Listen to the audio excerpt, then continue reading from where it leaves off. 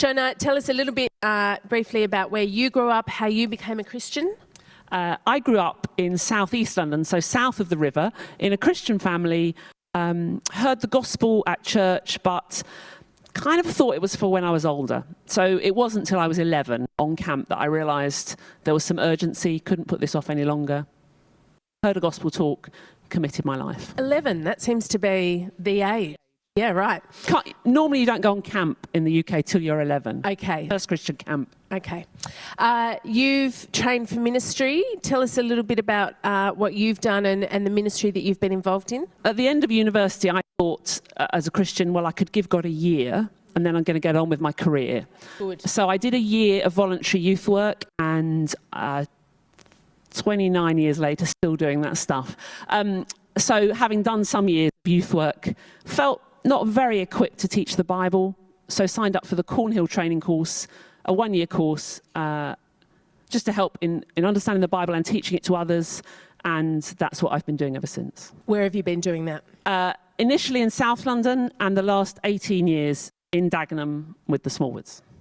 So they're moving from Dagenham to Bodmin is a big thing for you as well. Yeah, it's a pretty big deal. That open house thing has meant I have been part of the Smallwood family for 18 years, and they've abandoned me. It is a big deal. Be a very therapeutic session for everybody. Yeah, I will miss them enormously. I think, truthfully, they've moved, but it doesn't yet feel. It's still the summer. I think October, November will be when it hits. Oh, they're really not here. Okay. But there is ministry to be done in Dagenham, so I'm still there. There are children and young people that need to hear the gospel. There are many opportunities, so I'm staying put. You're not married? No. So they have been Christian family locally for you. You're now in a church where the senior minister has left. Are you abandoned? Yes, Lizzie. Are you the only team member there now? Are you-ish? Yes. Church? Okay. We have an apprentice joining us. Okay.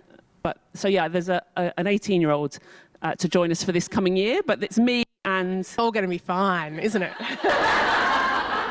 18 in the room. Yeah, so it's you, sorry. Yeah.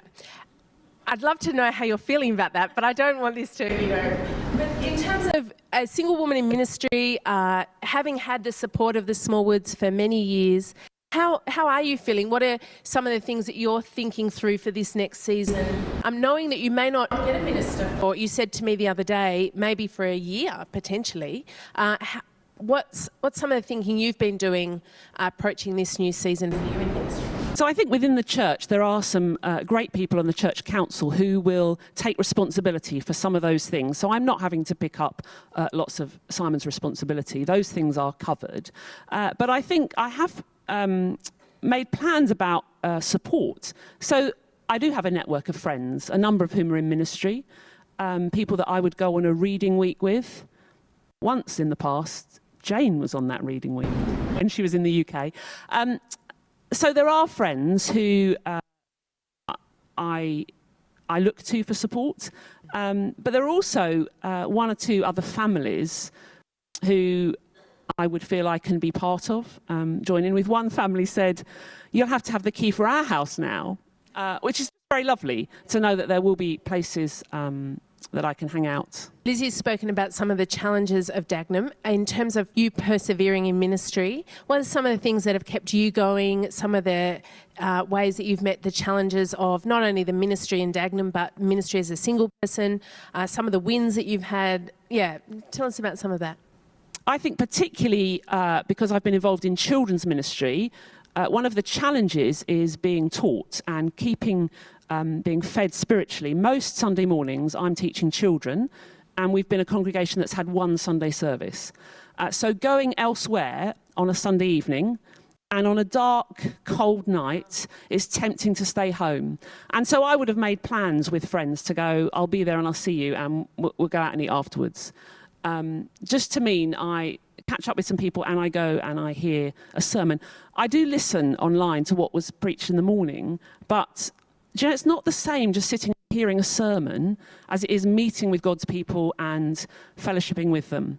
So making sure I'm being taught, making sure I'm being fed spiritually, and keeping up those relationships. So some friends where there's an accountability, people who are, we're free to ask each other any question.